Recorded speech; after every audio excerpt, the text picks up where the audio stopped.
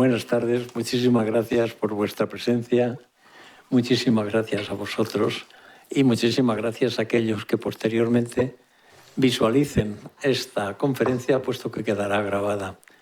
Yo he pedido que así sea, que se grabe, porque cuando he escuchado en otra ocasión a Herminia, me parece que sus conocimientos y su experiencia son dignos de un foro como este y de que quede grabado.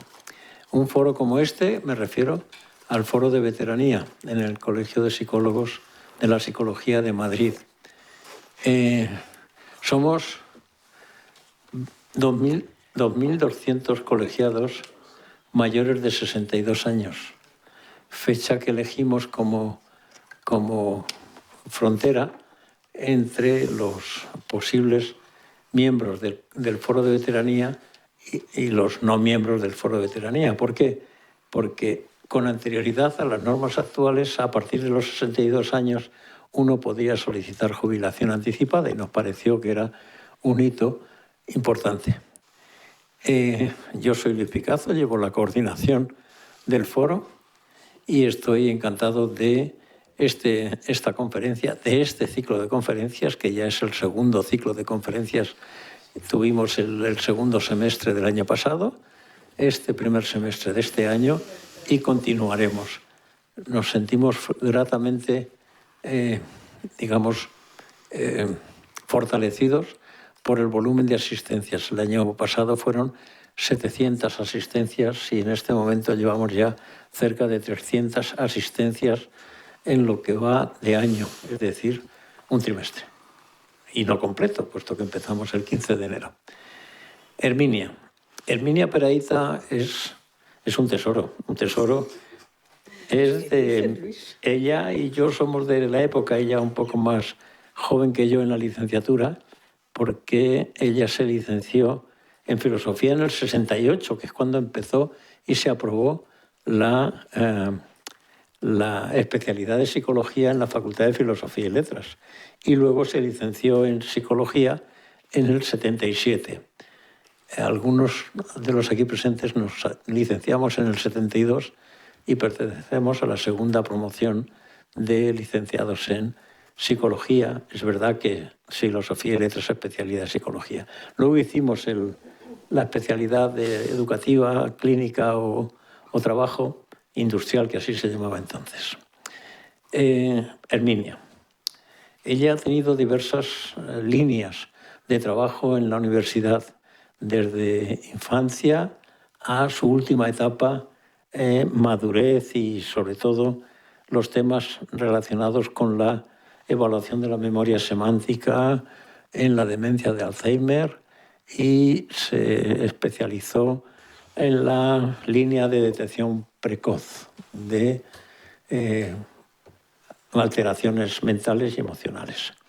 Hemos preparado esta sesión, yo tengo muchísimas ganas de escucharla y al final, bueno, supongo que en el transcurso también, si queréis preguntar algo, podréis hacerlo y si no, pues al final tendremos un turno de preguntas. Muy bien. Gracias. Luis, gracias.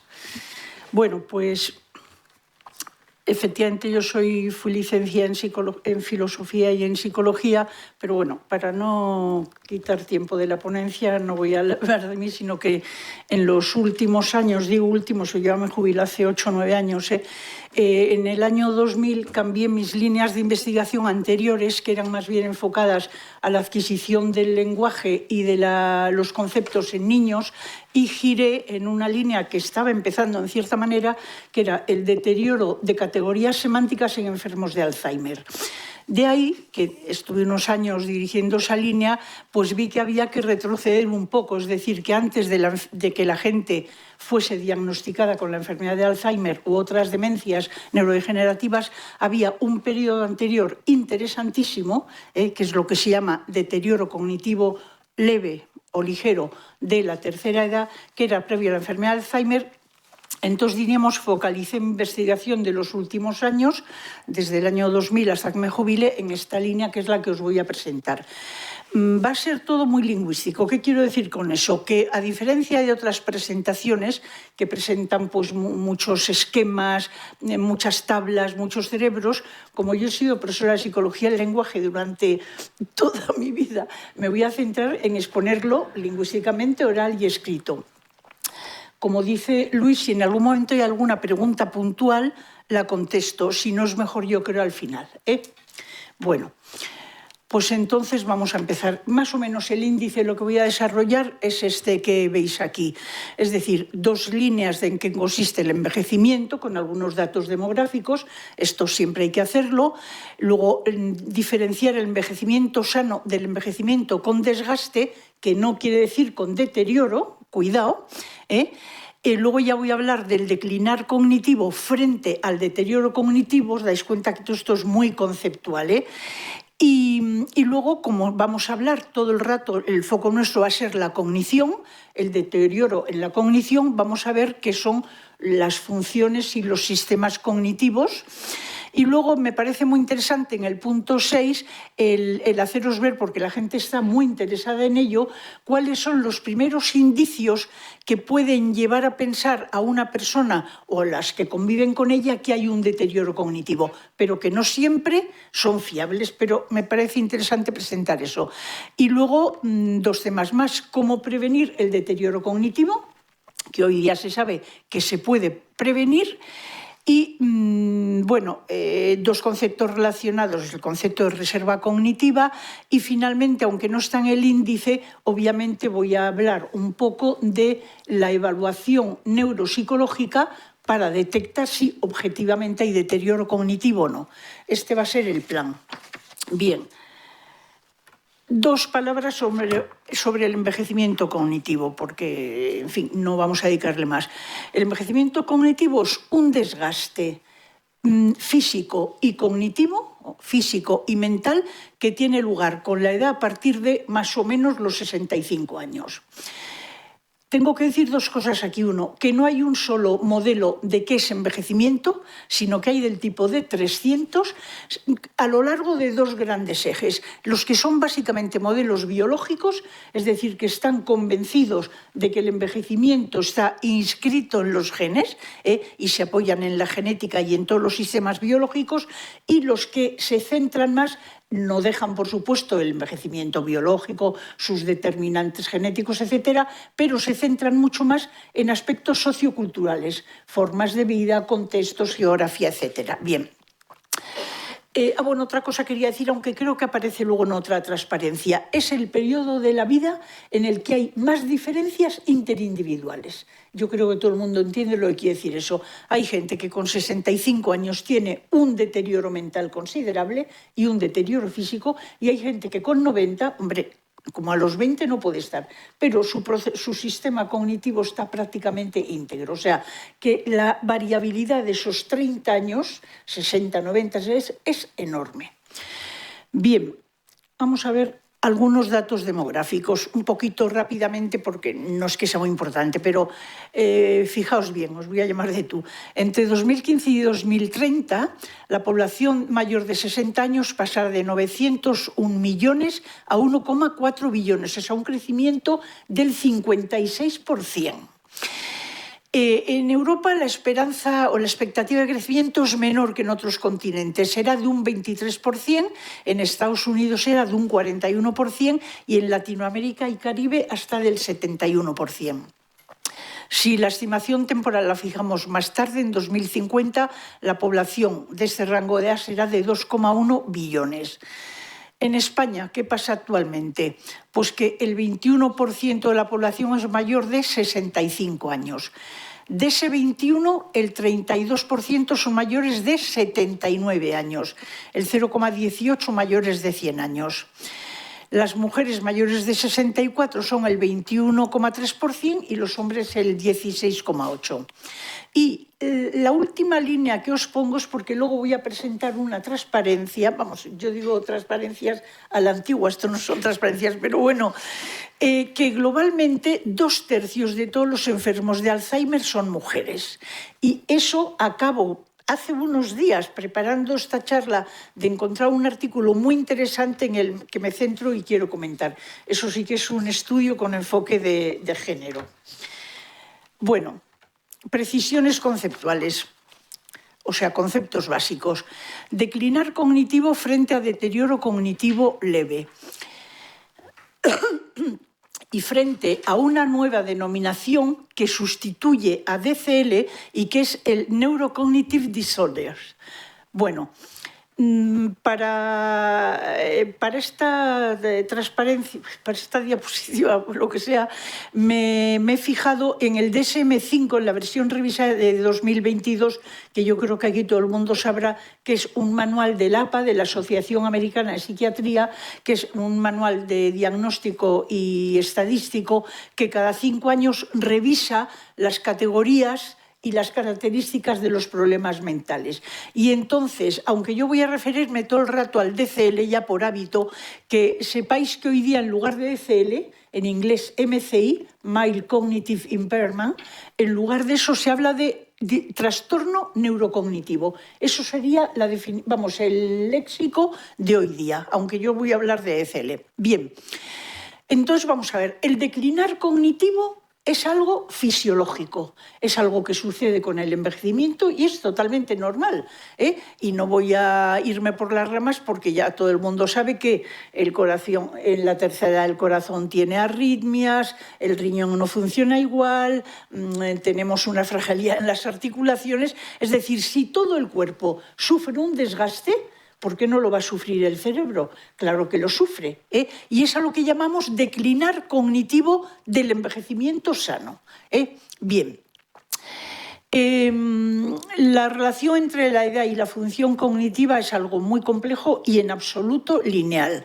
Y eso está relacionado con lo que os he dicho antes, que hay una gran variabilidad interindividual, física y cognitiva. ¿Qué influye en esta gran variabilidad? Es decir, que unas personas tengan un declinar cognitivo muy ligero que acompaña el envejecimiento y otras envejezcan con deterioro cognitivo, que es otra cosa que lo vamos a ver. Bueno, pues influyen todas estas variables. El estado de salud. El estado de salud es importante, hasta tal punto, por ejemplo, se me ocurre adelantaros que el hipertiroidismo, que es una causa totalmente fisiológica, clínica, médica, pues puede llevar consigo deterioro cognitivo. O sea, el estado de salud, no voy a extender más, pero es importante. El estado anímico. El soporte social y económico que tenga la persona, muy importante. Cada día, sobre todo al social, se le está dando más importancia. El entorno geográfico y cultural en que uno vive. Obviamente no es lo mismo vivir en Madrid que en Haití, o sea, es obvio, ¿no? La fragilidad. La fragilidad de la persona es un concepto que se usa mucho cuando se estudia envejecimiento. Entre otras, se mide por 2 variables. La lentitud de la marcha. O sea, parece que la lentitud de la marcha, medido en metros por segundo, es un predictor de deterioro. Fijaros bien, la lentitud de la marcha. Y luego la debilidad muscular medida con dinamómetros manuales. La osteopenia, que es la fragilidad ósea. Y todo esto influye, y no solo el envejecimiento neurológico, es decir, el envejecimiento del cerebro, aunque es el más importante para el tema que estamos tratando, ¿eh? Bien. Entonces, además de la genética, interviene la epigenética. Hablaré 2 minutos de la epigenética, me parece un tema muy interesante. Y además traigo una ficha de un libro para quien quiera entrarse en este terreno que me parece muy interesante y relativamente reciente. Pero muchas de las variables que hemos visto dependen más de la epigenética que de la genética.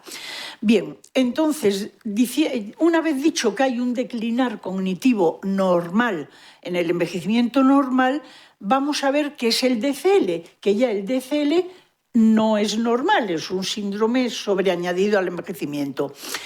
Es un síndrome que representa un estado intermedio, o mejor dicho, un conjunto de estados intermedios, porque quiero dejar aquí una cosa muy clara. La barrera, o la frontera, o el límite, como queréis llamarlo, entre el envejecimiento normal y la enfermedad de Alzheimer u otras demencias neurodegenerativas, en las que no entraré hoy más que para citarlas, es un campo muy interesante por una palabra, pero muy complejo, porque no hay un estado intermedio, sino multitud de estados intermedios. Como se dice ahora, hay una escala de grises. Bien. Entonces irá un conjunto de estados intermedios entre un perfil cognitivo totalmente sano y la enfermedad de Alzheimer u otras enfermedades neurodegenerativas. Una nota sobre la que luego creo que tengo un cuadro a continuación. La evolución de este DCL, deterioro cognitivo leve, insisto, hoy día trastorno neurocognitivo, en un momento dado, a finales de los 90, ahora os citaré un autor, voy a citar muy pocos autores, pero voy a citar uno, se pensaba que el DCL, una vez que se iniciaba, irremediablemente o irremisiblemente llevaba a la demencia, que era, yo llegué a leer la antesala de la demencia. Hoy día se sabe que esto no es así, y es una nota muy optimista. La evolución del DCL puede ser, yo he puesto triple, es cuádruple en realidad, conversión a la demencia. La más fatal, claro. Estabilidad temporal durante un tiempo que puede ser corto, puede ser muy largo. O sea, el DCL puede ser estable y puede ser estable en años, sin que evolucione a nada peor.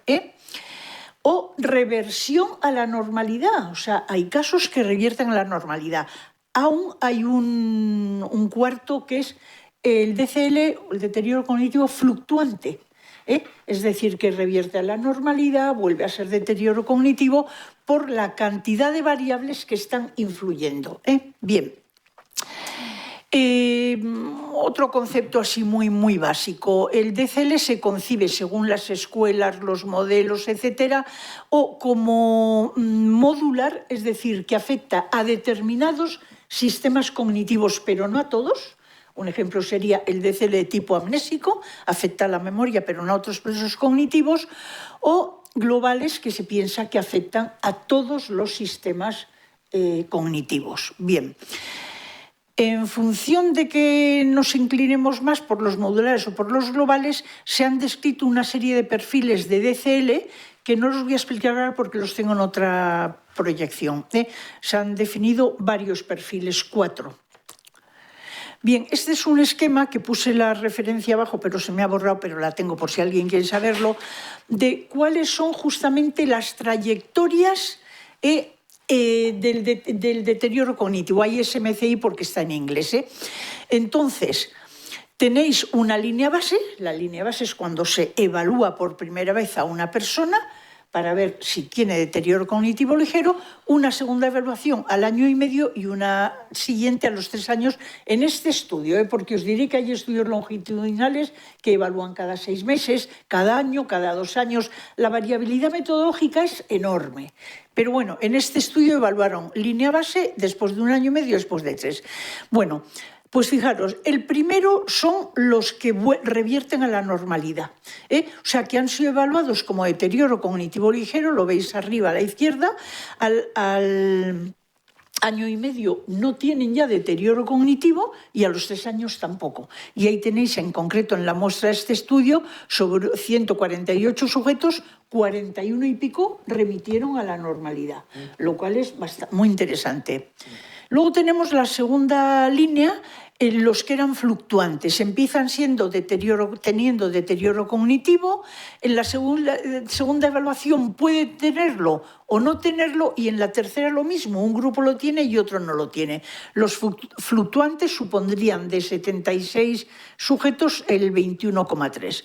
Los estables, si os dais cuenta, en la tercera línea son los que a lo largo de 3 años permanecen con deterioro cognitivo leve, no empeoran, Bien, y a lo mejor viven así toda la vida, Y luego, sin embargo, el grupo ya grave, que es el progresivo, es decir, los que empiezan siendo deterioro cognitivo, en la segunda evaluación pueden tenerlo, no tenerlo o ser evaluados ya como personas con una demencia neurodegenerativa y en la tercera evaluación ya han caído en la demencia y eso sí que es irreversible. Bien. Bueno, esto es un poco quizá visto, ¿no? Es decir, vengo a decir que del Mild Cognitive Impairment, que es la denominación antigua, a la nueva, que es el Mild Neurocognitive Disorder, o sea, el trastorno neurocognitivo que, como veréis en la última línea, esta es, como he dicho, la definición última del DSM-5 versión revisada. Y entonces engloba en lo que llama trastorno neurocognitivo, engloba la demencia, el deterioro cognitivo ligero y las... Ay, por favor, se me ha ido la palabra, los delirios. Pero divide en mild neurocognitive disorder menor o mayor. En el mayor incluye la demencia y en el menor el deterioro cognitivo. Bien, el rasgo principal de esta categoría diagnóstica del DSM-5 es que exista un declinar o declive cognitivo, esto es importante, respecto a un estado anterior de la persona, en al menos uno de los procesos cognitivos siguientes que vamos a ver ahora con más detenimiento. Y una novedad en esta versión del DSM-5. En las versiones anteriores se pensaba que el deterioro cognitivo, para que hubiese deterioro cognitivo, tenía que ser en memoria. Hoy día puede empezarse por otro proceso cognitivo deteriorado que no tiene por qué ser la memoria. Aunque, insisto ahí, el primer marcador suele ser la memoria episódica. Pero quiero que quede claro que no siempre. Bien. Ahora vamos a ver un poco, como si fuese, pero no va a ser una clase, sistemas cognitivos que soportan toda la actividad y procesamiento cognitivo, porque es muy fácil hablar de la cognición o de la memoria o del lenguaje, pero yo solo con dos enfoques pretendo haceros ver la complejidad del tema. Bien, ¿qué es la cognición? Bueno, pues quien sepa, igual todos sabéis psicología cognitiva, hay varios sistemas de categorización, varios enfoques modulares, no modulares, pero en principio, aunque la clasificación es de varias maneras, lo que sí hace el grupo de consenso, el DSM-5 ha clasificado así. Abajo tenéis la referencia de lo que es el DSM-5. Bien, primero, hay un sistema de atención compleja, lo llaman. Bueno, ¿y por qué lo llaman? Porque la atención es atención focalizada, es concentración, hay una serie de subsistemas en la atención. Por eso se le llama atención compleja. Segundo sistema cognitivo muy importante, la función ejecutiva. La función ejecutiva, en realidad, es como un gestor de todo el procesamiento cognitivo. Lo que pasa es que sus características son, entre otras, la toma de decisiones, o sea, la facilidad para tomar o no decisiones depende de la función ejecutiva, la planificación de acciones, la flexibilidad mental y el control emocional, entre otras. Pero os insisto que la función ejecutiva sería como un gestor, un dinamizador de toda la actividad cognitiva. Llegamos al aprendizaje y la memoria, nos centramos más en la memoria.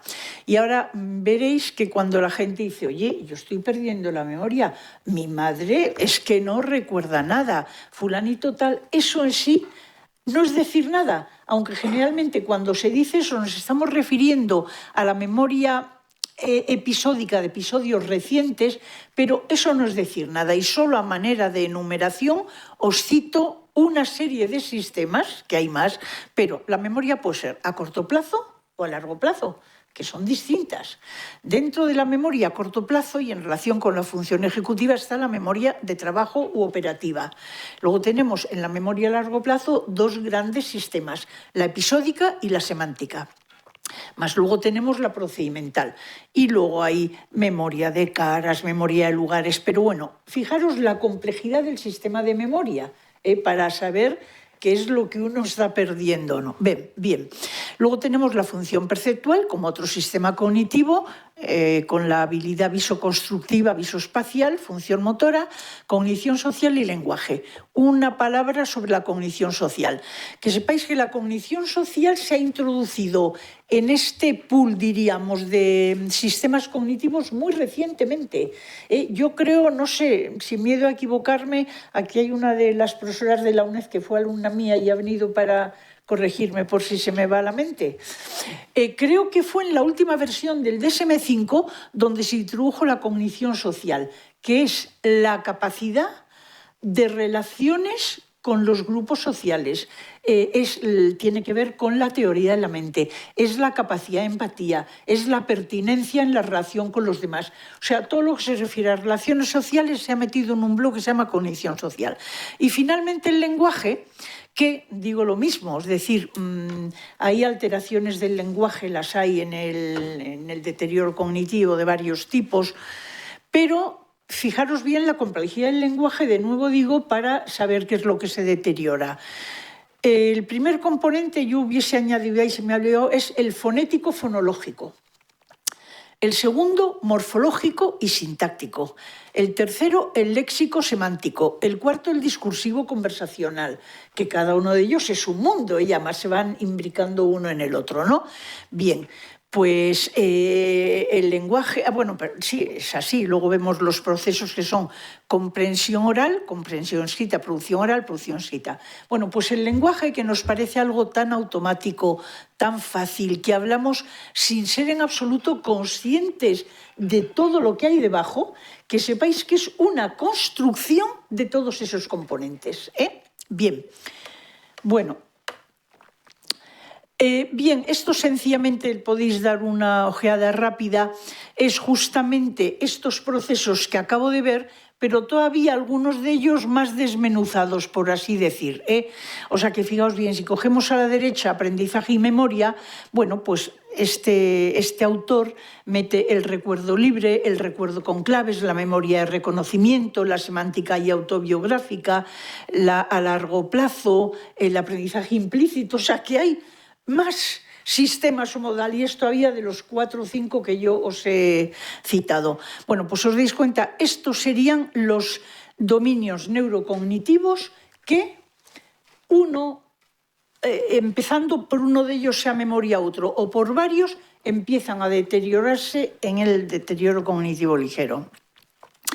Bueno, antes os dije que hay modelos modulares que consideran que en estos procesos previos a la neurodegeneración y, por supuesto, en la neurodegeneración, se deterioran por módulos y otros que piensan que se deterioran globalmente.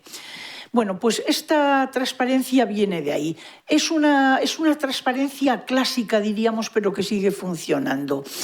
Está basada en el número y tipo de dominios cognitivos afectados. Os diré una cosa, yo aquí tendría que haber citado a Petersen, que es un neurólogo de la Clínica Mayo en Rochester, en Estados Unidos, que es el que primero citó el deterioro cognitivo leve de tipo amnésico. Amnestic Mild Cognitive Impairment. Fue la primera etiqueta que surgió en este campo. Y durante mucho tiempo él mantenía, ¿te acuerdas, Sara, que hemos hablado de esto? Él mantenía que era el deterioro cognitivo por excelencia. ¿Por qué? Porque a su clínica, era una clínica neurológica, la gente, y bueno, a su clínica ya cualquiera, generalmente van con quejas de memoria, es lo más aparente. La gente no se da cuenta tanto de problemas de lenguaje, de velocidad de procesamiento, atencional, se dan cuenta de que se les olvidan las cosas, porque interfiere con la vida diaria. Y entonces él denominó, porque la gente que le llegaba tenía problemas de memoria, pero luego se empezó a ver que los dominios afectados pueden ser bastantes más. Y entonces ha hecho esta clasificación que es interesante, aunque no es muy específica para hallar la etiología subyacente.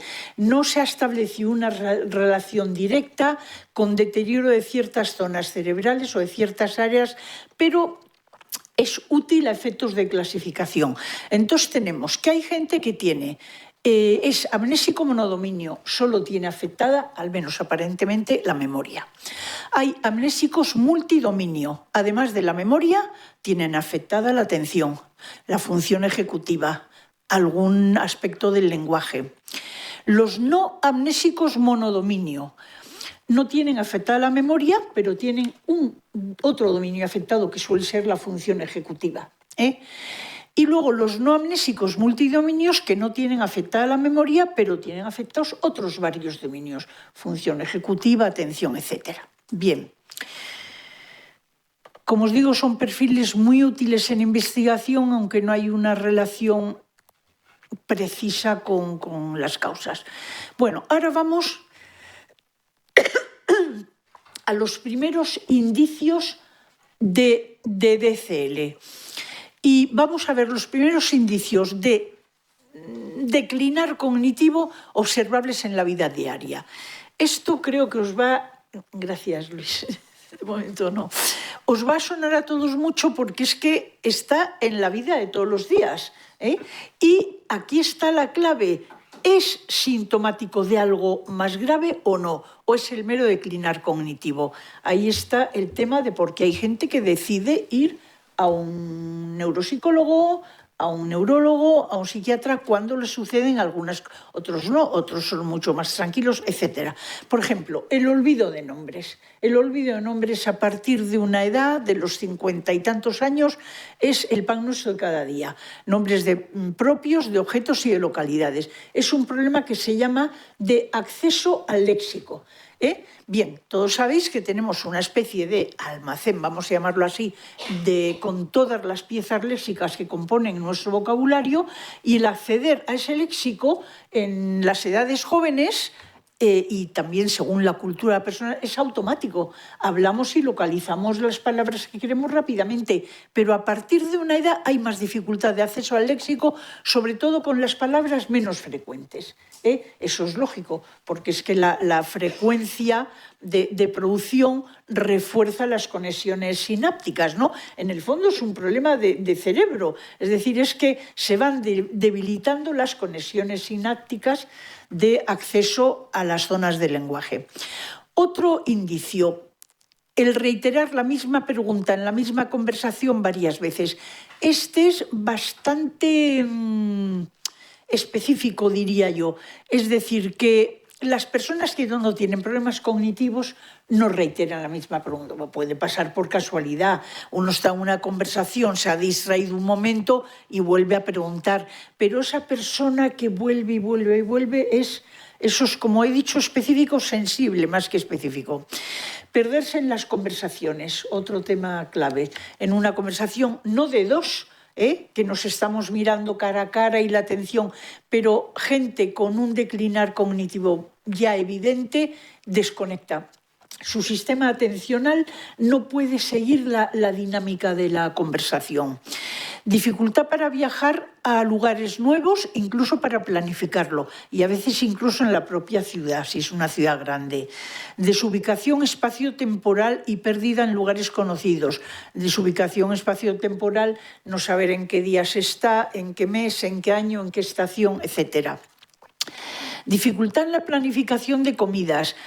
Bueno, esto tiene un sesgo muy femenino, ¿no? como veréis, pero es así. Hay gente, en general han sido mujeres, ¿no?, que a la hora de preparar la comida se dan cuenta que no tienen la soltura que tenían, que es que no saben el orden en que tienen que coger los ingredientes o incluso los aparatos. Bien, para cocinar, quiero decir.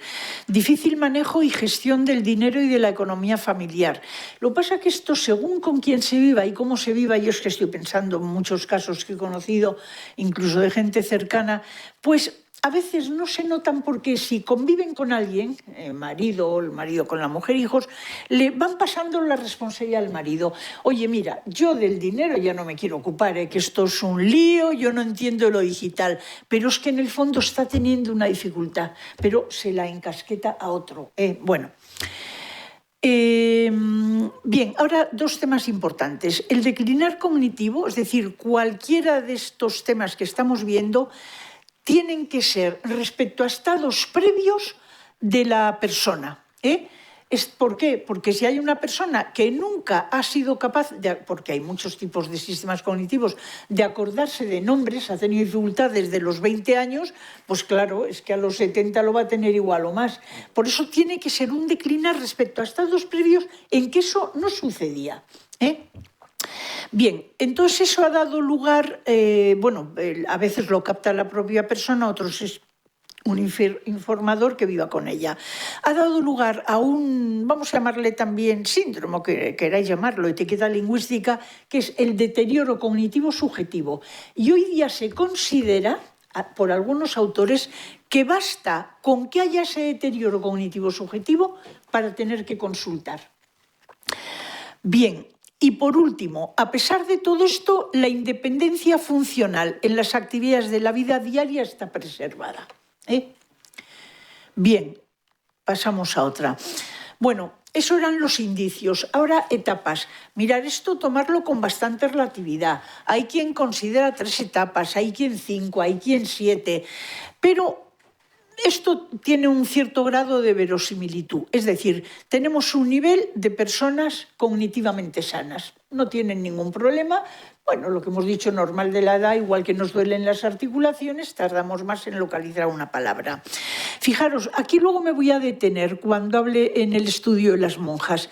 Estas personas cognitivamente sanas, os adelanto una cosa, pueden tener o no lesiones cerebrales en el cerebro, valga la redundancia, porque claro, la demencia y las enfermedades neurodegenerativas, creo que todos sabéis, pero si no os lo digo yo, que lo que hay son lesiones cerebrales, pero vamos, claramente, o sea, son depósitos de proteínas, unas proteínas anormales o un exceso de proteínas anormales que se llaman tau y beta-amiloide, según donde se sitúen, y que van deteriorando la neurona desde el interior y desde el exterior. O sea, se llaman formaciones anormales, que son placas neuríticas y ovillos neurofibrilares. A esto dan lugar proteínas anormales. Y lo que es muy interesante, y voy a volver luego sobre ello, hay personas cognitivamente sanas, pero que pueden tener placas anormales de beta-amiloide, o sea que su cerebro puede no estar sano. Esto es una paradoja muy, muy interesante. Bien, pero cognitivamente sanas, clínicamente no tienen nada. Asintomáticas o mínimamente asintomáticas, síntomas mínimos de los que hemos visto antes. Asintomáticas, pero en riesgo. Hay personas que tienen una mutación genética autosómica dominante. En ese caso, la enfermedad de Alzheimer es de inicio precoz. O sea, si oís a gente entre 39, 40 y 55 años que tiene enfermedad de Alzheimer, eso tiene una determinación genética clarísima. Tienen unos genes que van a condicionar a esa persona por genética a tener enfermedad de Alzheimer. Pero pueden ser asintomáticas, presintomáticas, con un deterioro muy sutil. Con DCL ya tiene un deterioro cognitivo ligero en la etapa esta 5, pero sin tener enfermedad de Alzheimer ni tampoco la patología biológica subyacente. Luego ya tenemos un DCL claramente debido a una patología de Alzheimer, gente que tiene Alzheimer, por tanto tiene DCL, y finalmente ya la demencia claramente establecida, que como también creo que sabéis, aunque se habla, bueno, hoy día ya no se habla de demencia senil, Demencia senil no es decir nada, todas estas son demencias seniles. Las demencias son de la enfermedad de Alzheimer, cuerpos de Lewy, demencia vascular, frontotemporal o mixtas. Porque también os voy a comentar una cosa que se ha sabido a raíz de ya con toda frecuencia en muchos laboratorios se hacen análisis anatomopatológicos del cerebro post-mortem. Bueno, ya se empiezan a hacer también, ahora ya se puede hacer in vivo extrayendo médula, analizando el líquido cefalorraquídeo, ¿no? Pero se ha visto que lo raro es que haya una demencia pura. Es decir, esta persona tiene solo enfermedad de Alzheimer o esta persona tiene solo vascular. Suele ser Alzheimer vascular, frontotemporal vascular. Bien, en ese estadio no vamos a entrar hoy para nada. Criterios diagnósticos. Ahí os he citado a Petersen porque quieras que no es un pionero en este campo, citó su primer deterioro cognitivo etiomnésico, describió en el 99, luego en el 2004 y creo que en 2009 los ha reformulado. Entonces, ¿cuáles son los criterios diagnósticos? Quejas subjetivas de memoria, como os he dicho antes. Alteración de la memoria, en este caso ya objetivada, estamos ya diagnosticando, no solamente alteración de memoria objetivada mediante test que tienen que tener datos normativos de personas de la misma edad y nivel de escolaridad. Se toma con cierta relatividad, pero habitualmente en investigación se considera que si el test de memoria de una persona está por debajo de una desviación típica y media de la media, es que tiene deterioro cognitivo. Se toma ese límite estadístico. Bien, el funcionamiento cognitivo general puede ser normal, puede mantener las actividades de la vida diaria. Esto dicho con bastante relatividad. Si la vida diaria es salir a por el periódico, a por el pan y volver, pues se mantiene. Si la actividad de la vida diaria es un neurocirujano que opera cabezas, ahí se nota muchísimo más. Bien. No hay cumplimiento de los criterios para el diagnóstico de demencia, son los de DCL. Y bueno, a la derecha os pongo una serie de apreciaciones que tienen que ver con las del lado izquierdo, ¿no? La alteración cognitiva debe ser adquirida, lo he dicho, respecto a capacidades anteriores, referidas o por el paciente o por un informador, objetivada en una exploración neuropsicológica que lleve meses de duración y constatada en un paciente con nivel de conciencia normal. No puede tener delirios, no puede estar súper medicado, etcétera, etcétera. Y la alteración cognitiva interviene solo con actividades instrumentales avanzadas de la vida cotidiana. Bueno, esto es muy relativo, pero no voy a entrar en ello. Hay artículos especificando que se consideran actividades de la vida diaria, etcétera, etcétera. Bien, prevención del DCL. Esto es un tema importante porque hoy día se sabe que hay una posibilidad de prevenir, si no es un DCL de tipo genético, donde hay una genética específica, pero hay factores protectores y también factores de riesgo. Vamos a ver, factores protectores del desgaste cognitivo en general y, por supuesto, del DCL, ¿no? Niveles altos de actividad física se asocian con menores tasas de incidencia y con riesgo de deterioro cognitivo. Os pongo variedad de tipos porque aquí hay toda una literatura que la tendría que exponer un médico deportivo o un profesor de educación física sobre cuáles son las adecuadas. Pero he leído algunas cosas que, por ejemplo, la importante es la actividad física aeróbica. Por ejemplo, mucho más interesante que los estiramientos, otras anaeróbicas. También se discute, pero la marcha, 15.000 pasos diarios, 10.000, no hace falta contar los pasos, basta con que sea una marcha intensa, etcétera. Hay quien piensa que el tenis. Hay mucha discusión sobre esto, pero indudablemente la actividad física es el ABC. Respecto a la alimentación, régimen de alimentación bajo en calorías. A partir de ciertas edades parece que la restricción calórica impide la formación de placas de beta-amiloide, que son estas placas de proteínas atípicas, y que permite esta alimentación baja en calorías que las conexiones sinápticas, que haya neurogénesis, ¿no? Bien. Hacen falta folatos, hierro, magnesio, etcétera, la dieta mediterránea. Aquí haría falta un experto en nutrición.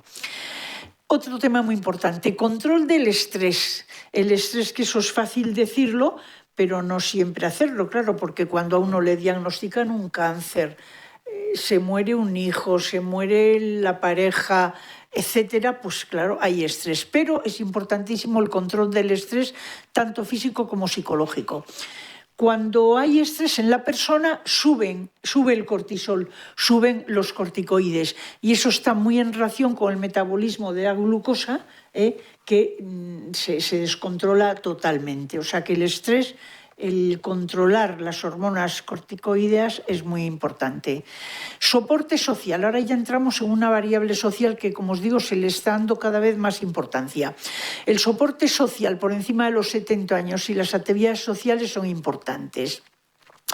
La soledad no deseada, eso no es un factor de protección, es de riesgo, como estáis viendo, ¿no? La soledad no deseada tiene un impacto negativo, lleva a la depresión, lleva a la ansiedad, etcétera. Actividad intelectual o cognitiva, estimulación cognitiva, de muchos tipos, pero es otro tema muy importante. Los años de educación formal, se considera que el nivel educativo alcanzado y también el laboral son factores de protección. Y luego también hay que añadir situación económica y lugar de residencia. Todos estos son factores protectores. Tengo mirad, antes hemos dicho niveles altos de actividad física. Bueno, pues vamos a ver de una manera rápida, como estamos viendo todos, qué efectos tiene una actividad física. Por ejemplo, en este caso se consideran 150 minutos semanales de actividad aeróbica, que no es mucho, es media hora durante 5 días. Entonces, solo esto, hay un estudio que siguió... No recuerdo si era sueco, pero es igual, al caso no os he traído apenas citas. Siguió a un grupo de control que no hacía deporte frente a uno que hacía al menos 150 minutos semanales de actividad aeróbica durante varios años. Y no es que se diga, es que el deporte viene bien, no, es que se vieron efectos a todos estos niveles. A nivel cardiovascular, por lo visto, incide en la elasticidad de los vasos sanguíneos y mejora la función del endotelio, es decir, el tono vascular. Efectos a nivel neurológico. Se incrementa la neurogénesis, que es la generación de nuevas neuronas y conexiones sinápticas. Crecen las espinas dendríticas, que como sabéis, son parte importante en las sinapsis o conexiones entre neuronas.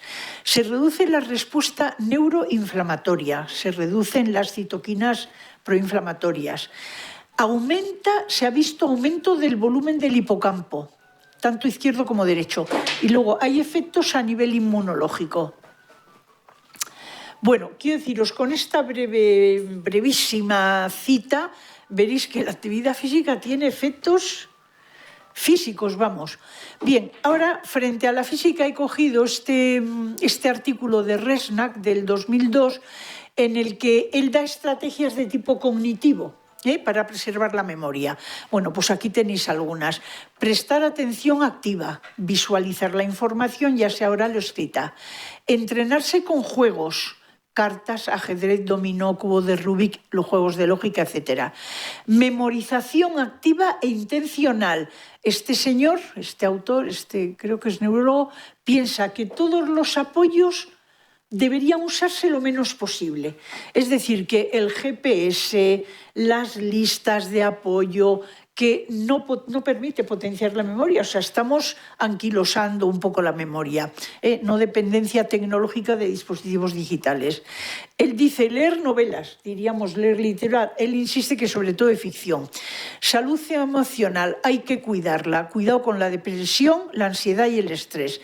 La gestión de las emociones es imprescindible. Bueno, aquí tenemos, es un neurólogo, un profesor de neurología de Harvard, abajo está el nombre, que con un equipo de investigadores elaboraron lo que se llamaba el McCain's, creo que se pronunciará McCain's, Brain Care Score, o sea, un índice de cuidado del cerebro. Esto se publicó hace 2 años tan solo. Y entonces lo que elaboraron es un cuestionario en el que a partir de 12 actividades físicas, de estilo de vida y de estado socioemocional, se validaron con 400.000 adultos entre 40 y 69 años y se les dio durante 12 años y pico de media. Entonces, las personas que puntuaban más o mejor al principio en esa escala tenían, se constató con el tiempo, un menor riesgo de ictus, de demencia o de depresión.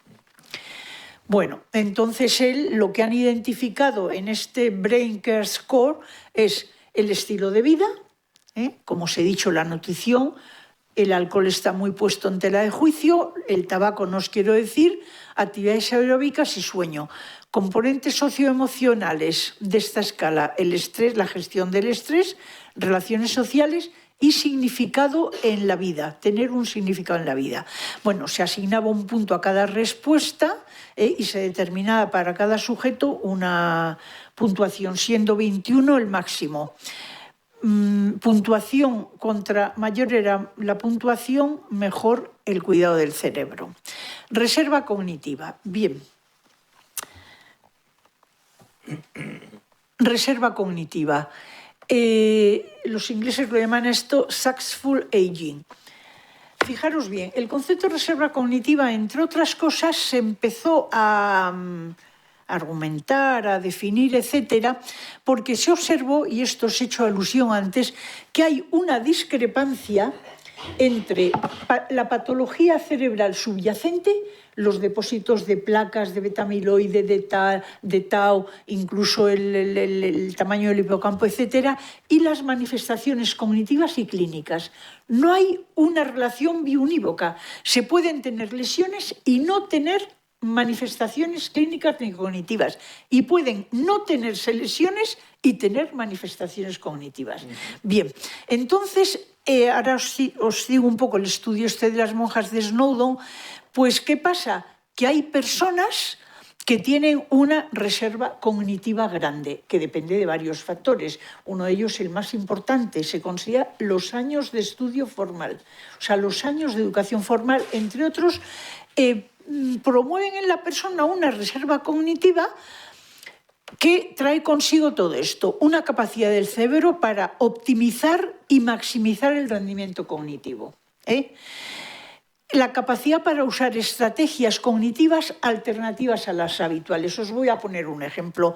Si una persona es consciente de un cierto deterioro en un sistema atencional suyo, por ejemplo, pues lo que hace es buscar otras estrategias que compensen esa que nota que se está debilitando. Es un factor protector del declinar cognitivo. Bueno, niveles altos de reserva cognitiva son protectores ante un posible deterioro cognitivo. Y si ya se tiene deterioro cognitivo, lo ralentizan su progresión. A ver, factores o componentes de esta reserva cognitiva. Años de educación formal. Posición laboral alcanzada, actividades sociales y cognitivas estimulantes, lectura, escritura, museos y otros índices sociocomportamentales. Y el sustrato de la reserva cognitiva, o sea, esto no es filosofía, es el cerebro. Son los recursos neurales, los recursos neuronales que el cerebro puede usar cuando tiene reserva cognitiva. Por supuesto, en estos casos hay mayor conectividad sináptica y neurogénesis. Bueno, un momento que voy a ver, porque quiero dejar un rato para debate, pero os quiero explicar. Aquí alguien conocéis, aunque sea por encima, el estudio de Snowdon, el de las monjas.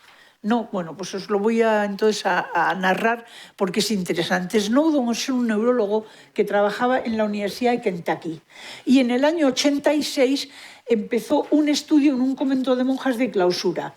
Era la muestra ideal porque es que tenían las mismas condiciones de vida: alimentación, clima, horario de sueño, no interferencia con el exterior, etc. Y entonces ideó, ahí tengo dos nexos que os pueden llevar a ese estudio, luego lo tengo ahí reproducido, pero los links esos. Entonces ideó lo siguiente: este estudio se siguió durante muchísimos años, no sé decir cuántos. Cuando las monjas entraban en este convento, las hacía hacer, aparte de una evaluación médica, una entrevista, etcétera, pero yo te os diría redacción, es una palabra muy escolar, un escrito de tipo autobiográfico, un escrito que les llevaba un cierto tiempo y una cierta longitud. Bien, y eso lo repetía cada año, no recuerdo bien si es cada año o cada 2 años. Bien, las monjas iban muriendo y como tenían todo esto muy controlado, les hacían el análisis anatomopatológico del cerebro, donaban el cerebro, les hacían el análisis y veían. En concreto habla el estudio de una SOR, no sé qué, no me acuerdo cómo se llamaba, que era súper eficiente, estaba cognitivamente muy bien y, sin embargo, cuando vieron su cerebro estaba lleno de placas de beta-amiloide. Y viceversa, monjas que eran muy poco competentes cognitivamente, en fin, que tenían clínicamente no estaban bien, tenían un cerebro casi intacto. Bueno, de aquí es uno de los sitios de donde se arbitró el concepto de reserva cognitiva. Y ahora os quiero decir un parámetro muy interesante, porque es lingüístico.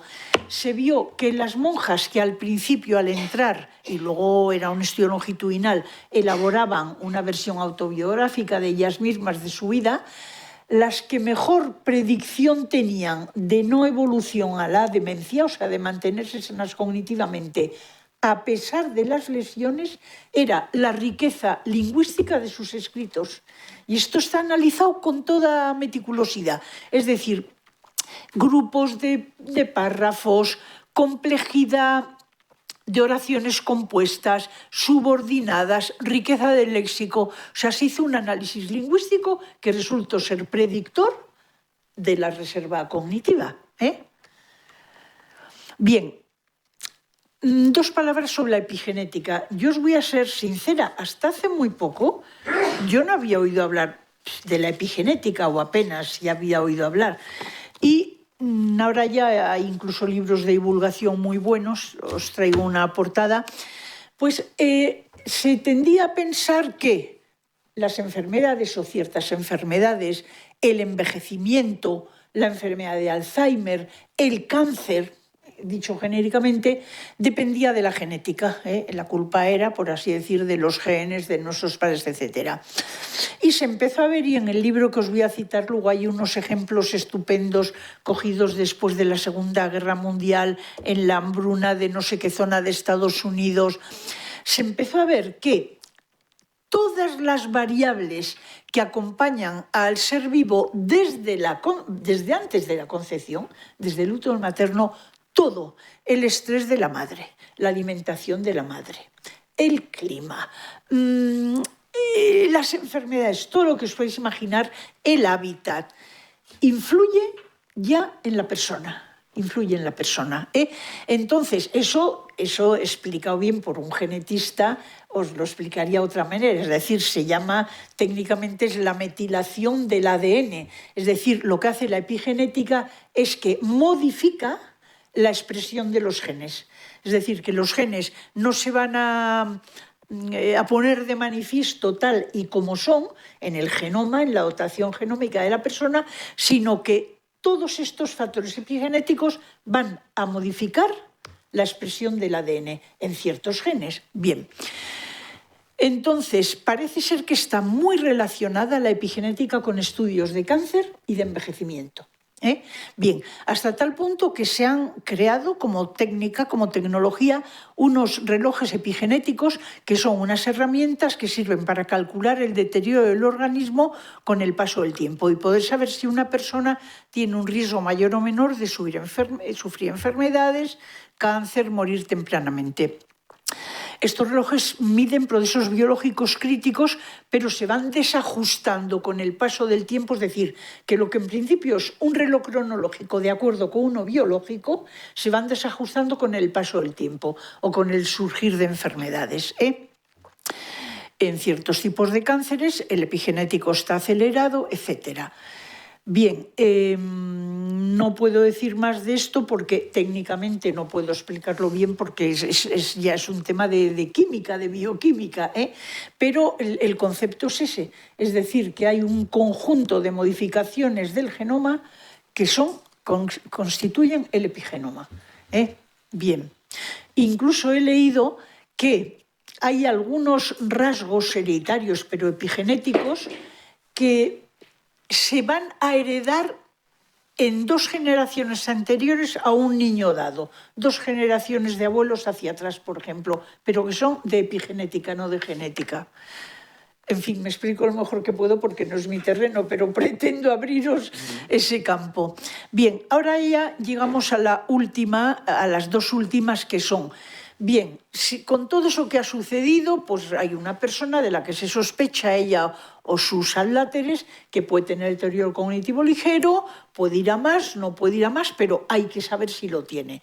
Entonces ya nos metemos en la evaluación neuropsicológica y neurocognitiva basada en pruebas de hipótesis, porque esto se complementaría con temas más de neurólogo, bueno, que yo conozco por encima, pero en fin, resonancias, que podemos hablar un poco, pero me voy a centrar en los test. Bien, mirar, aquí, sobre todo la segunda transparencia es la que el grupo de investigación con el que yo he trabajado y que dirigí durante años, como trabajábamos. Hay muchas modalidades de protocolos. O sea, daros cuenta que hay muchos, se pueden elegir 15 test de memoria, de lenguaje, de atención. Nosotros, bueno, elegimos lo que vais a ver ahora. Primero se hace siempre una entrevista semiestructurada con datos personales, médicos, variables de calidad de vida. Luego se pasa a una escala para evaluar la soledad. He de decir una cosa, he de ser sincera. Cuando yo trabajaba con este grupo, no pasábamos escala de soledad. Fijaros, si esto se hace, yo me habré jubilado hace 8 años, 9, no me acuerdo bien. ¿Por qué? Porque aunque ya estas escalas, algunas de ellas vienen de los años 90, no se consideraba que la soledad no deseada fuese un factor tan grande de impacto en el deterioro cognitivo. Entonces, no se pasaban, nosotros nunca pasábamos, las empezó a pasar el grupo que me ha seguido actualmente. Hay 3 tipos de escalas y lo que me he dado cuenta, no soy experta en las escalas de soledad, pero las he estado leyendo un poco. Hay una de unos holandeses, la primera, que aunque tiene una versión del 2006, la primera es del 1990 y algo. Y evalúan 3 dimensiones, soledad emocional, perdón, 2 dimensiones, soledad emocional y social. La siguiente escala, que es de unos italianos, que fijaros que también viene de los años 90 y tantos, pero la han adaptado luego en español en el 2008, ellos miden soledad social, familiar y romántica. Y la UCLA, de la Universidad de California en Los Ángeles, miden la conexión relacional, social y aislamiento autopercibido. Bueno, yo centrándome un poco en la del medio, os diré, por lo que he leído, que parece ser que uno puede tener grupos de relación, varios grupos de relación sociales. Uno hace senderismo y va a un curso de arte y va a no sé qué. E incluso puede tener un núcleo familiar de apoyo, tiene buenas relaciones con sus familiares. Pero la relación, ahí la llaman romántica, la más íntima, la más afectiva, puede no estar satisfecha, o viceversa, o se puede tener satisfecha todos los tipos de soledad, pero no tener ningún soporte familiar. Es decir, que hay un juego de esas dimensiones que es lo que nos da finalmente cómo se siente la persona, si sola o no sola. Bien, y ahora llevamos al protocolo que nosotros pasábamos y no sé si se ha modificado, Sara, en mucho o no. Bueno, este protocolo puede ser este o uno alternativo, pero el que nosotros hemos pasado era este. Mirar, primero lo se llama un test de screening. Un test de screening es, por ejemplo, el Minimental, que se llama Mini Examen Cognoscitivo, de Lobo, que es un neurólogo español, bueno, la versión de Lobo, hay una versión americana, obviamente. Es un test de unos 3 minutos o 4, que no es nada específico, pero es muy sensible. Es decir, una persona experimentada, un neurólogo, un psicólogo, con ese test, que consta de una serie de ítems, que si luego queréis podemos ver, se da cuenta que pasa algo. El primer ítem es ubicación espacio-temporal. ¿Dónde estamos? Si lo sabe, en qué piso, en qué ciudad, qué día soy, qué mes, qué año. Y luego hay una operación aritmética muy sencilla, que escriba una frase, se le dice en 3 palabras, mire, usted recuerde esto, manzana, peseta y no sé qué más.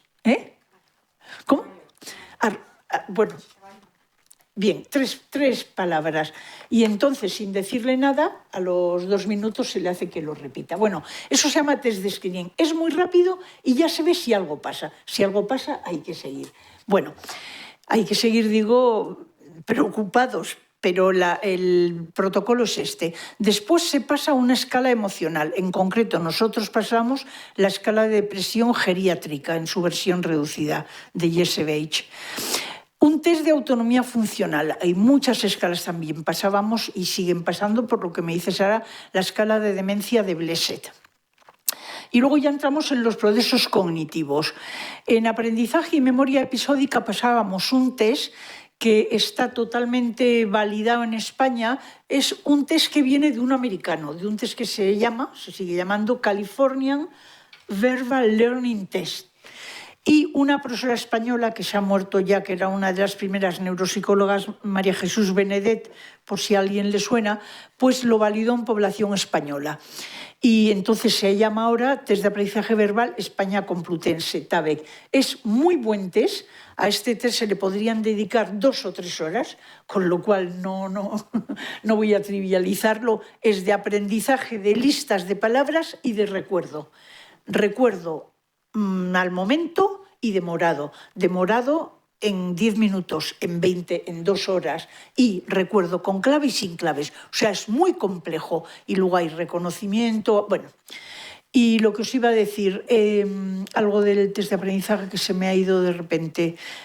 Bueno, que es por otra parte muy funcional porque las listas de palabras no son listas muy raras, sino que son listas de la compra, de objetos que se compran en casa, bien herramientas, bien prendas de vestir, de comer, de limpieza, etc. O sea que el contenido a la gente sí le suena. Bueno, luego tenemos de lenguaje, os digo lo mismo, se podrían pasar muchísimos test. Nosotros pasábamos la fluidez fonémica, que es así de fácil como decir, dígame en 1 minuto o en 2, hay modalidades, todas las palabras que empiecen por la letra P. Eso se hace abstracción de la semántica y son palabras que empiezan por P.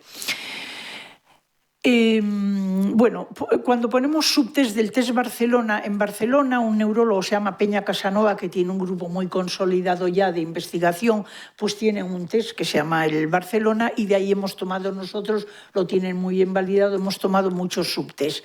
Bien, fluidez semántica. Yo, como veréis, hemos puesto ahí Peraita et al. 2000 porque es un test con el que he trabajado mucho. Incluso una batería que hice con una serie de gente de evaluación de la memoria semántica, esto es muy importante. La fluidez semántica a mí me parece una prueba estupenda porque, fijaros, es muy fácil. O sea, es tan fácil como decir, mire, en 1 minuto me va a decir usted todos los animales que sepa.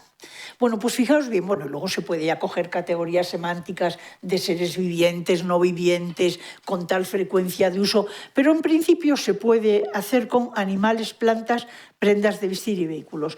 Y mirar, es tan, ¿cómo diría yo?, tan sensible, que cuando una persona tiene un deterioro cognitivo importante, pero, perdón, incluso no importante, o sea, una persona con la que estáis interactuando, que notáis, bueno, que está un poco lenta, un poco torpe, pero que no os podéis sospechar que si le decís, oye, dime en 1 minuto nombres de animales. Hay personas que aparentemente están por la vida diaria funcionando que dicen 3 o 4, que no pueden decir más y que además lo repiten. O sea, es como muy impactante, Bueno, entonces, por ejemplo, ahí establecidas normas. Una persona sin ningún problema pues es capaz de decir en 1 minuto 30 animales, 35 animales. Las plantas siempre es una categoría más difícil, algo menos, pero vamos, ronda en torno a los 30 y sobre esa norma luego se ven las desviaciones. Esto sería acceso al léxico. Bueno, está muy discutido, fijaros bien, esta es una prueba de lenguaje por una parte, porque estamos trabajando con categorías semánticas, pero es una prueba de memoria también, porque estamos recordando ítems, pero es una prueba de función ejecutiva. Es más, en muchos libros se está considerada como de función ejecutiva, porque tiene que haber un gestor en nuestro cerebro que sepa qué palabras ha dicho, el retener las que ya ha dicho para no repetir, porque se evalúan también las repeticiones. O sea, es una prueba que con una aparente sencillez es muy, muy ilustrativa. Bien, función ejecutiva. Pasamos el Trail Making Test, parte A y B. Lo ideal sería haber traído una transparencia pero bueno, es un seguir unos círculos con letras o con letras y números y bueno, sencillamente se dice, mire, vaya uniendo todas las letras. Las letras están todas disparatadas en un panel, la A está aquí, la Z está ahí, la D está allí y sencillamente hay que irlas uniendo, A, B, C, D, E, F, G. Eso es la modalidad fácil. La B se completa un poco más porque ese panel con unas series de nexos, de nódulos que tienen dentro una letra, hay otros con números, entonces hay que intercalar letras y números. A1, B2, claro, hay que irlos buscando, daros cuenta que están totalmente descolocados. C3, y entonces el tiempo que la persona tarda y la perfección, es decir, que realmente una los nexos que tienen que unirse, es muy ilustrativo de la función ejecutiva. Bueno, luego hemos tomado algunos del test Barcelona, alternancia gráfica y bucles, es dibujar una serie de patrones, figura compleja de Rey, también nos la tendría que haber traído, pero bueno, es una especie de patrón muy complejo que aparentemente, globalmente, en plan teoría de la Gestalt, sería como una casa. Sería, por así decir, un tejado, una casa, una chimenea, compartimentos de habitaciones, pasillos, se deja visualizar durante un rato y luego se le pide al cabo de un tiempo que la reproduzca. y entonces se ven muchísimas cosas en la figura del rey. Más praxias y luego otras praxias ideomotoras, todas estas sacadas del test Barcelona. Bueno, pues con esto, fijaros bien, se elabora un protocolo muy complejo de en cada prueba o subprueba, si la persona está en la norma o se aleja una desviación típica y media o más. Y entonces eso nos da un patrón de salud cognitiva, vamos a decir así, o nos da un patrón de DCL de tipo amnésico o DCL de tipo amnésico y de función ejecutiva, etcétera, etcétera, etcétera. Bueno, esto, un minuto más. Esto, mirar, a mí me ha parecido muy interesante y os voy a decir por qué. Bueno, nos va a interesar a todos, pero sobre todo a las mujeres. Esto es una investigación, bueno, lo ha escrito una autora, una periodista, yo creo, recogiendo investigaciones. Un grupo de investigadoras en Estados Unidos se empezaron a preguntar por qué la enfermedad de Alzheimer era 2 veces mayor en las mujeres que en los hombres. Entonces empezaron a hacer investigaciones complejas, por ahí os doy el link por si queréis verlo. Y entonces se pensaron que podría estar ligado fijaros bien, que es un tema que durante años ha minusvalorado, la menopausia, es que las mujeres están todas histéricas y eso no es nada y tal. No, pues hoy día se está sabiendo que la menopausia en esa edad en la que sucede es un momento muy crítico en la mujer, pero muy, muy crítico. Y en concreto, aunque esto todavía podríamos decir es una hipótesis, pero en concreto por todo el desequilibrio hormonal que tiene lugar, toda la pérdida de estrógenos que van a alterar funciones cerebrales. Entonces yo he cogido solo para motivaros a leerlo, pero este es un estudio de sexo y género en demencias, el cerebro de las mujeres parece más vulnerable a la EA y daros cuenta una cosa, que es que creo que no os lo he dicho esto, que las lesiones de la enfermedad de Alzheimer y otras enfermedades neurodegenerativas empiezan hasta 20 años antes, entre 15 y 20 años antes de darse las primeras manifestaciones clínicas. O sea, que una persona que empieza a tener problemas a los 70, desde los 50 puede estar teniendo un cerebro lesionado. Entonces, ¿qué pasa? Que ya sabéis que, claro, la menopausia es en torno a los 50 años, luego nos llega una tontería pensar que un desequilibrio hormonal importante, no tratado, iniciado a los 50 años, sea más vulnerable como cerebro a los 70. Bien, entonces, se entretiene mucho, efectivamente hay diferencias biológicas, genéticas, hormonales, sociales, todo esto influye. Bueno, entonces habla de si esto es así, la posibilidad de prevención en el estilo de vida y rompe una lanza total este artículo por la terapia hormonal sustitutoria, que sabéis que ha sido también algo tan debatido que hay médicos que... Bueno, da una estadística, yo os digo la referencia y luego el que quiera, del tipo, o sea, han controlado a mujeres que tomaban la terapia hormonal sustitutoria, o se aplicaban durante 1 o 2 años, durante 3 y 4, durante 5 y 6 y durante más de 10. Y parece ser que cuanto más tiempo se toma o se aplica esa terapia, mayor prevención de enfermedades neurodegenerativas. Bien, el factor clínico sería la pérdida de estrógenos, con lo que eso conlleva para generar glucosa, energía para el cerebro. Y entonces parece ser que al faltar glucosa en el cerebro por ese descenso de estrógenos, las neuronas tomarían los lípidos, o sea, la grasa necesaria para funcionar, de la sustancia blanca, es decir, de la vaina de mielina que recubre los axones. El metabolismo de la glucosa sería más lento que en los hombres y la sustancia blanca, por efecto de esto, tendría menos volumen. Bueno, esto ya lo dejo porque es una conclusión de un trabajo que os he citado antes. Mirar, este es el estudio de epigenética, que es de divulgación. O sea, María Verdasco es una neuroquímica o neurobióloga, pero este es un libro de divulgación. Dice, la cara desconocida del ADN que redefine la biología. ¿Cómo y por qué cambia la expresión de los genes? A mí me ha parecido interesantísimo. Y luego este es el artículo, porque no os voy a cargar ya con más artículos, es de esto que os acabo de citar. Es decir, las mujeres desarrollan 2 veces más la enfermedad de Alzheimer que los hombres, pero los científicos no saben por qué. Y entonces está desarrollado esto que os he dicho. Luego había traído, pero no, prefiero ya hablar, o sea, hablar, que hagáis preguntas, que meteros ya con más artículos que... Bueno, pues esto es todo. Muchas gracias.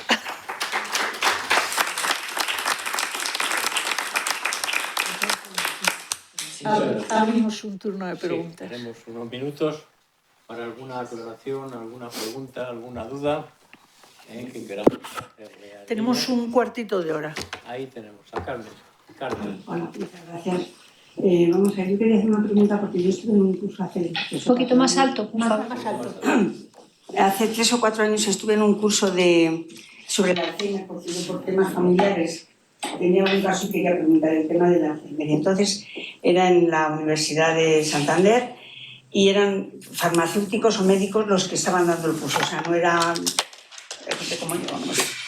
Y yo saqué la conclusión de que si tú te hacías la prueba o te hacían unos análisis de si tenías presencia de tau y beta-amiloide, que era Alzheimer, punto y pelota. Entonces me has dado la impresión de que no va por ahí el tema. No, sí va por ahí. Vamos a ver, yo quizá no he explicado bien, me he centrado en los marcadores de tipo psicológico y de estilo de vida, pero hoy día, efectivamente, yo también estuve en un curso en el que, por cierto, estaba este señor, este político catalán que tiene Alzheimer. Bueno, Maragall. exactamente, estaba Maragall allí con un cuidador, pues como a lo que voy. Efectivamente, hoy día se puede, a través de marcadores biológicos, no abriendo el cerebro, pero extrayendo, dicen que incluso ya con análisis de sangre, pero extrayendo líquido cefalorraquídeo de la médula espinal, se puede ver si hay depósitos de proteína tau y beta-amiloide. Pero cuidado, date cuenta que yo he hablado de deterioro cognitivo. Os dije, mi barrera va a ser el Alzheimer. Hoy día se puede saber si una persona tiene una enfermedad neurodegenerativa. Primero, esto sería lo primero, pero luego están los marcadores de proteína tau y beta-amiloide, la resonancia magnética estructural y funcional, que nos indica si las estructuras están perdiendo tamaño, en concreto la materia gris, y luego están los PET, es decir, la tomografía por emisión de positrones, que se inocula a través del brazo distintos tipos de químicos, y entonces se ve perfectamente cómo van directamente a las lesiones.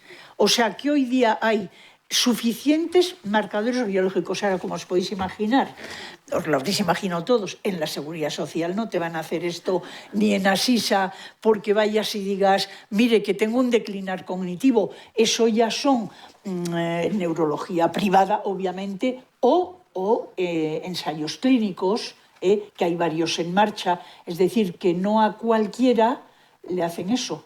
Pero efectivamente es así, es así, es así. Si no importa. Vamos a ver. En aquel curso también se le preguntó a un señor, puedes no saber si tienes deterioro cognitivo o no, con este tipo de cosas, que bueno, esto ya por lo menos puedes empezar a pensar. ¿Te harías una pregunta, te irías al médico a diagnosticarte tú si tienes o no Alzheimer? Por si acaso tuvieses antes, me dijo, yo en principio no lo haría. A mí, él personalmente le dijo, ¿usted lo haría? Y dice, yo no lo haría de momento. ¿Por qué?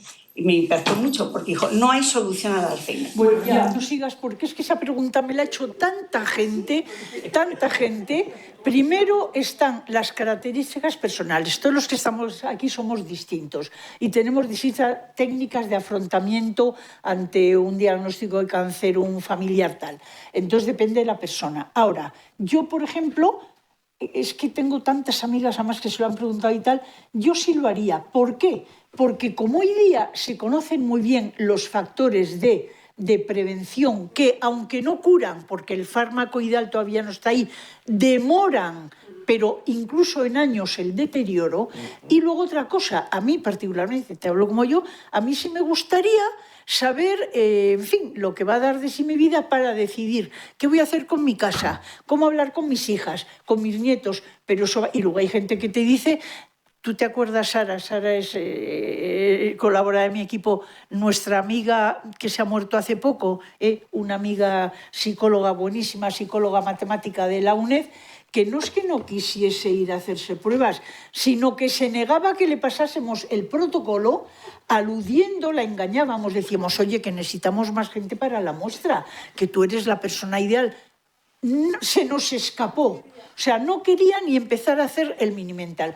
Con eso te digo, ahora, eso ya es una cosa tuya. Ese señor te dijo que no y yo te diría así. Y en Estados Unidos, hace unos años nos parecía muy cruel. Se lo dicen a todo el mundo. Y entonces la persona toma la decisión sobre dónde vivir. Vivo en el campo, aquí no puedo seguir viviendo solo. Me voy a la ciudad, voy a vivir cerca de mis hijos, mi dinero lo voy a administrar. Bueno, creo que ya te contesté. Sí, totalmente. Gracias, muchísimas gracias. No, y hablando de la epigenética, y se ha estudiado mucho, también hay una cosa que se ha estudiado, en eso que hablabas tú de que los americanos, con la última, era la guerra, más o menos fue la guerra de ellos, pero civil, que tuvieron esa guerra civil, se vio que habían pasado mucho hambre, muchísimo frío. Ese estudio es muy bonito. Sí, y entonces se vio que al cabo de 3 años te puedes salir. Y gente que veías que se desarrollaba mal, que comía, que todo, pero que se quedaba también delgada y de ese modo, y los que no habían sufrido eso no les pasaba. Sí, no. Y es que parece que a la tercera generación del estilo cognitivo muchas veces se hereda el estilo cognitivo de la familia. Por eso dicen, es personalidad. Muchas veces es el estilo cognitivo, hombre, y sobre todo si está muy presente en una familia, y eso se estudia mucho en la esquizofrenia también. Es curioso, sí. Yo esquizofrenia no sé, pero... Bueno, gracias, Marga. Gracias, Marga. Perdonad, es que se me duerme la pierna y me entra un yuyu. Te entendemos perfectamente. Entonces trato de que no se me duerma. Una pregunta. En esto último que se ha presentado sobre la incidencia mayor en las mujeres con respecto a los hombres y que está vinculado al periodo de la menopausia. Es una hipótesis que citan en ese artículo. Me preguntaba, ¿se ha tenido a lo mejor también en cuenta los aspectos emocionales que supone, porque sí, la menopausia es un proceso fisiológico, normal, tal, pero también lleva importantes componentes emocionales, tales como, por ejemplo, el duelo, por lo que supone la pérdida de unas funciones asociadas a la fertilidad, en fin, ¿no? Todo esto, pregunto, Mira, si los factores emocionales también pudieran tener que ver con esa incidencia mayor. En este estudio, la hipótesis... Lo que pasa es que yo no quería lanzarme en plan muy feminista. La hipótesis de este estudio es que no solo los aspectos emocionales y las hormonas de por sí que afectan al cerebro, sino analizan cómo la mujer, en ciertos momentos sobre todo, ha tenido peores trabajos más estresantes, con menos ingresos, teniendo que se hacer cargo a veces del trabajo y de la familia, no digamos en zonas rurales y deprimidas. Y entonces consideran, por eso he presentado lo de la epigenética un poco antes, que todos esos factores están potenciando para peor ese momento tan delicado de la mujer como es la menopausia, y que todo eso estaría incidiendo. Y el ama de casa metida en su casa con 4 cosas también. Eso también se dice. Bueno, léese el artículo, quien quiera se lo deja, a mí me ha parecido interesantísimo. Bueno, niña, como siempre, felicitarla por sus charlas. He estado en la UNED con usted hace muchos años y siempre es maravilloso todo lo que transmite, que nos transmite. Enhorabuena, un gran ejemplo para todos. Algunas pautas o cosas en las que usted puede profundizar hoy, orientaciones, ese declive cognitivo que también ha mencionado, con poca implicación nésica en la memoria, pero sí más en función ejecutiva, ese desorden de planificación y tal, como pauta para darse cuenta o para prevenir o para mejorar? Bueno, mira, lo que pasa es que a pesar de que Sara me lo mandó, luego no lo he traído. Hay, bueno, programas de intervención cognitiva, hay muchos. No sé si me estás preguntando a nivel de uno en casa, hay de ayuntamientos, hay muchos, hay de universidades, pero luego para hacerlo uno solo hay libros, hay manuales. También como indicadores en la vida diaria que ya podemos sospechar de que está funcionando. O sea, dices al margen de libros para trabajar con ellos. Como indicadores, como de alguna para Bueno, la alerta, en lo que funciona ejecutiva alterada. Yo ahí así te lo diría de una manera muy intuitiva, pero estoy pensando un poco en lo que ha dicho, vamos, el artículo este de Redknapp. Por ejemplo, para potenciar la memoria, indudablemente, si tenemos, vamos, con una lista, con lo que tenemos que hacer, que yo voy, con una lista. Si al llegar al coche decimos, no, yo sé ir a Arturo Soria, no, pero voy a poner el GPS. Todo eso te está inhibiendo el que tu cerebro tenga que estar activo. La atención te está diciendo que cuando estás leyendo un libro trates de visualizar, o sea, pero de visualizar, de crear imágenes mentales de lo que estás leyendo en ese libro, que trates activamente de seguir la pista a cada personaje. O sea, yo ahora no te podría hacer un pero es esto. Lo motivacional influye ahí también, ¿no? Lo motivacional influye en todo. De hecho, fíjate que en una de las, aunque lo he pasado un poco por alto, en una de las presentaciones estas, he subrayado, no sé si os habéis dado cuenta, tener un motivo en la vida. O sea, aparte de luchar contra la soledad, manteniendo grupos de amigos, familia, una pareja, si se puede, pues está el tener un motivo en la vida. Y eso es puramente entra en la esfera motivacional. Sí, voy a ser muy breve porque ya quería comentar que yo practico habitualmente autogenics, entrenamiento autógeno. Fui formada por Luis González de Rivera, que es el que trajo entrenamiento autógeno a España de Schul. He sido seleccionada como sujeto experimental para hacer un estudio científico para demostrar que la longitud de los telómeros puede prevenir el deterioro, la demencia y el Alzheimer, midiendo la telomerasa, el nivel de telomerasa a través de un análisis. Mira, más que prevenir, porque como tú lo has dicho, es como si se pudiese manejar la longitud a discreción. O sea, la longitud de los telómeros indica longevidad e indica protección contra el cáncer, etcétera, etcétera. Ese es el estudio que hacía esta señora que ha sido tan... En fin, este problema que ha habido en el CENIO, en el Centro Nacional de Enfermedades Oncológicas, María Blasco, o sea, la directora de ese centro, es la que ha estudiado mucho en España. Entonces, es verdad que la longitud de los telómeros es indicador, es totalmente protectivo o protector de una serie de cosas.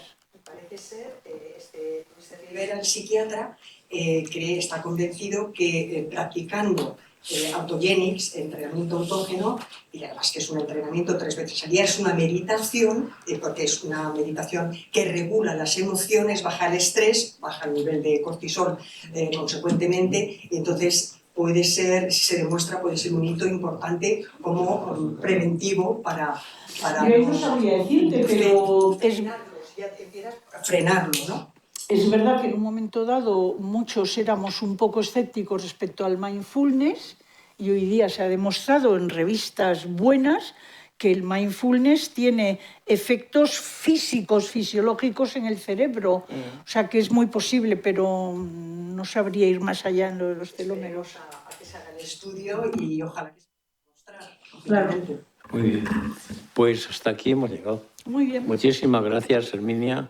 Esperemos volver a tenerte en algún momento, bien en una nueva conferencia. Se ha entendido maravillosamente. Bien en uno de los coloquios que tenemos a mediodía, que también hacemos una breve exposición de media hora y luego un coloquio de otra media hora y comemos, que también es otra modalidad. De modo que seguiremos en contacto contigo, con quien tú nos puedas indicar también, porque también hay algún proyecto que le estamos dando vueltas para incluso implantar un sistema de diagnóstico precoz, que ya veremos si lo llevamos adelante. Muchísimas gracias. Hasta la próxima.